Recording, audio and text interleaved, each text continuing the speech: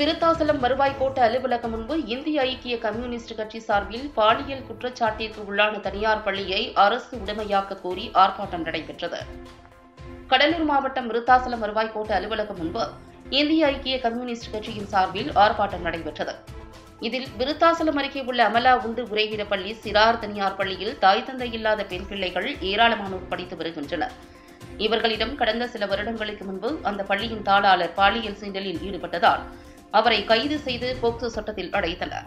இதனைத் தொடர்ந்து தற்போது கடந்த ஒரு சில நாட்களுக்கு முன்பு அதே பள்ளியில் பணிபுரியும் ஆசிரியை ஒருவர் அப்பள்ளியின் தாளாளர் மகனால் திருமணம் செய்து கொள்வதாக கூறி பாலியல் சீண்டலுக்கு ஆளாக்கி தற்கொலை செய்து கொண்டார்.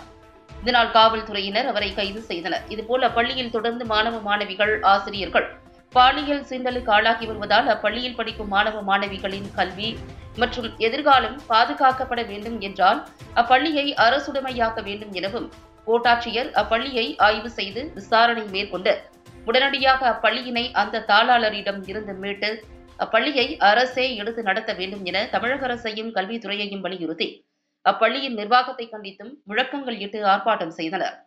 பின்பு அதனை மனுவாக கோட்டாட்சியர் உதவியாளரிடம் வழங்கினர்.